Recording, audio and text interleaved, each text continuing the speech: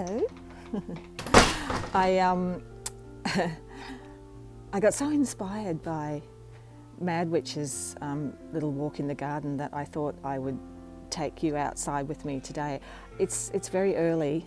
I haven't done anything yet. I haven't done my morning meditation or my morning card pull or anything, but I thought the garden is fairly lush and green as we go into winter, which is more of our lush time here in Australia than is summer. Summer is our burnt dead, oh my God, I just can't live here anymore kind of feeling. Hello, there's another cat.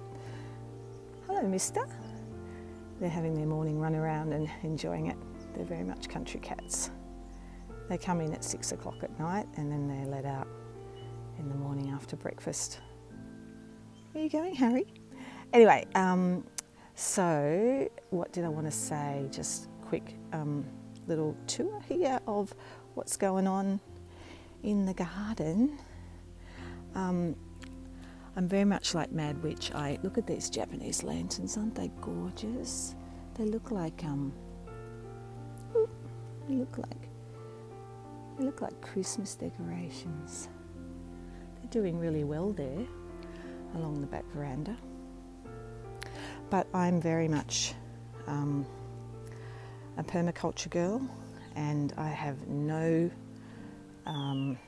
chemicals whatsoever anywhere in my garden.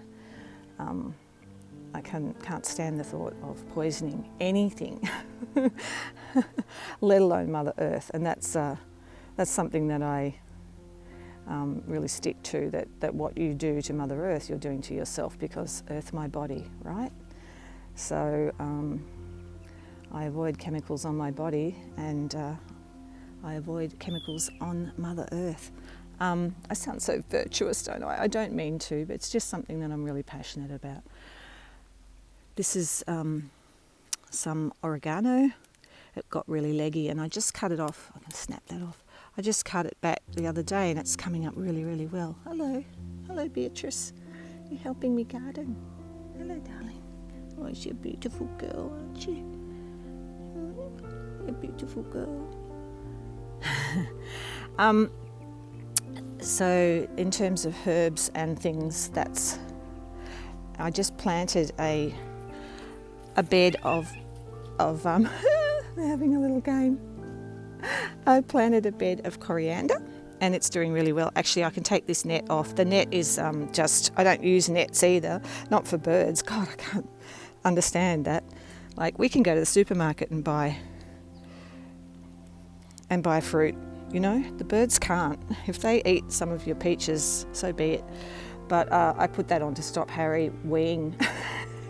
He thought it was a giant litter tray when I set it up. So I had to clear it out, plant some beautiful, beautiful coriander and put a net while it got established, but it's really well established now. So that's made me happy. And then this bed is waiting. I've got some lettuces to go in here, random geranium that just sort of, I think I had a little cutting and I just jammed it in the end and it's taken off. It's a funny shape. And then these are self-seeded strawberries in here, and I think that's a random lettuce, cos lettuce growing in there. But look at those little flowers, little strawberry flowers. What else have I got to show you in terms of herbs and stuff? This is a bit of lemon balm, just randomly come up. The other thing that I'm really enjoy doing is really tight, close planting, and also, you know, the garden's quite wild, so I don't agonise clearly over weeding and edging and all those traditional old, you know, patriarchal approaches to gardening, trying to make Mother Nature line up and be neat. I'm way beyond that, and it makes me enjoy gardening way more, because it's not a competition, you know. It's not a competition to prove who's got the neatest garden. It's about celebrating the extraordinary diversity and rambunctious nature of nature. This is thyme. I think that's a, let me smell it. Yeah, I think that's a lemon thyme. I don't know, himself uses it. I planted it and he uses it all the time in cooking. And this is a beautiful lemon verbena. Now I come and pick leaves off this nearly every evening and make myself a lemon and ginger tea. So I put just a slice of lemon, a handful of leaves off this, a nub of ginger and a little scoop of honey into a really big cup of boiling water, and I have that in the evenings. This geranium's doing really well. She's a pink one there. Push through here. Oops. It's a little native that I planted a few years ago. The natives are very slow to grow, but they're still lovely. This is granny grapefruit, very old grapefruit tree, and she's now got some green grapefruits on her, so that's good. And it goes through under here. Ivy growing up the tree there.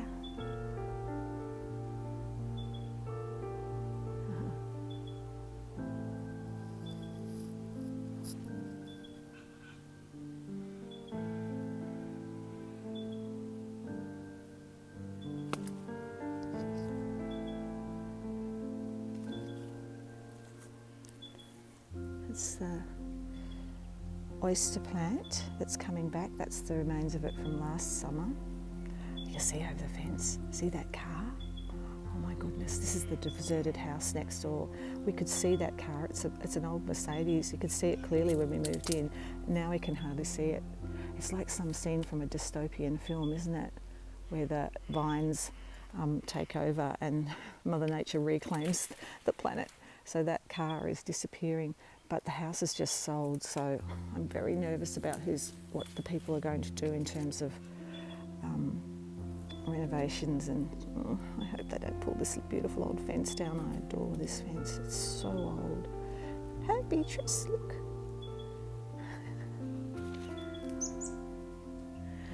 Anyway, we shall see.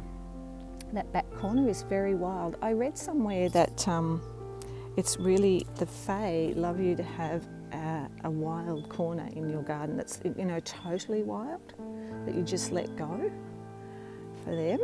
And so this is kind of that corner. There's a lot of clippings and stuff that we just throw under Gandalf. Here's the big gum tree. Most of you would know Gandalf. I film him every now and then. He's amazing. He stands beside the witchy cottage there. And yeah, so that corner is super wild. We just let it do its own thing, and we throw clippings up there and get really good compost underneath all those garden clippings as well.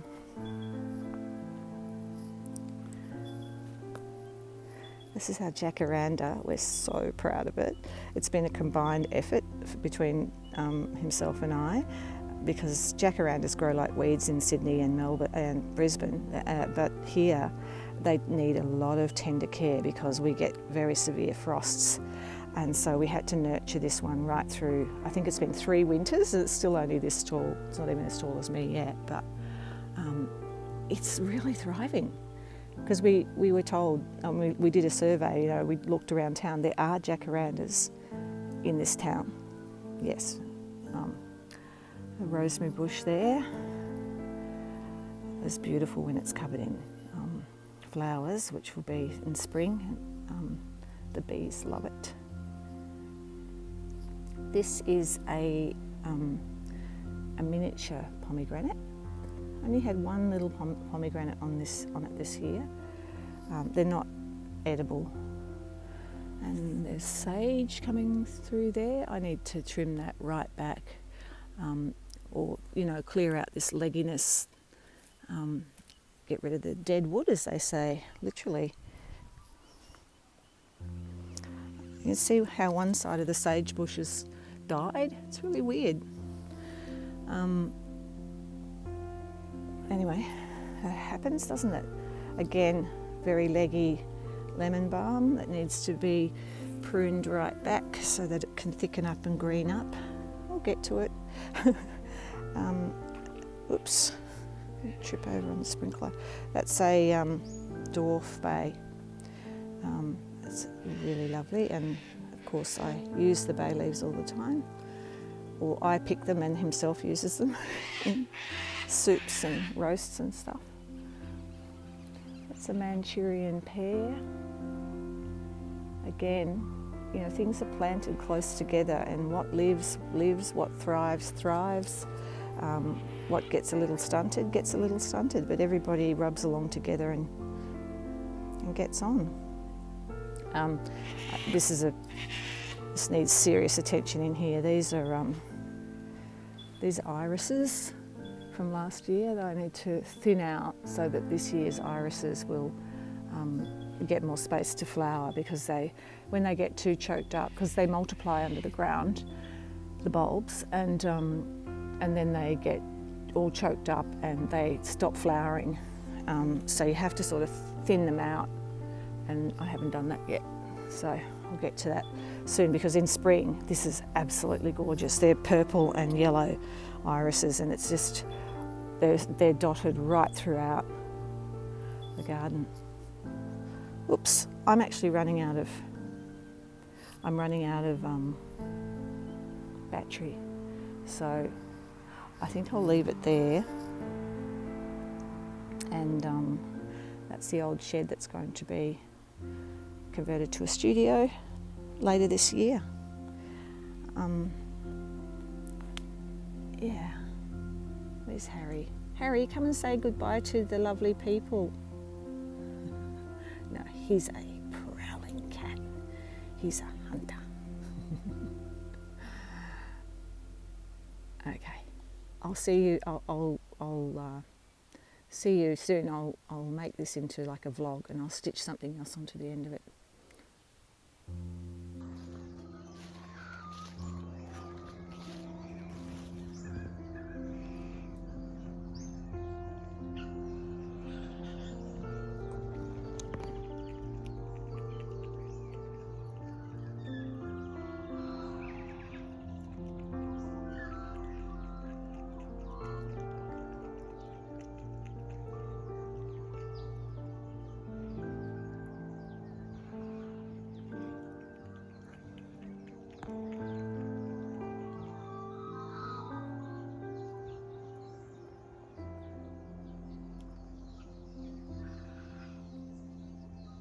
Harry.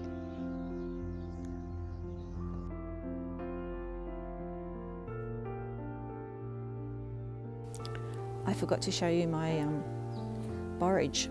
Now I know that people eat borage, and I'm getting a glare there, and that it's really used in salads and stuff, but I haven't figured out how to do that. What I do is I plant borage for bees, and it gets covered. And I've also got cherry tomatoes. This is the last of the cherry tomatoes. We have eaten so many tomatoes as off only 2 vines. So that's been really good. And there's rocket over there that's constantly in use and yummy, very, very peppery. Rocket. Okay, battery needs charging. Ooh, what happened then? Hello. Sorry, making you dizzy. The cat just did something funny.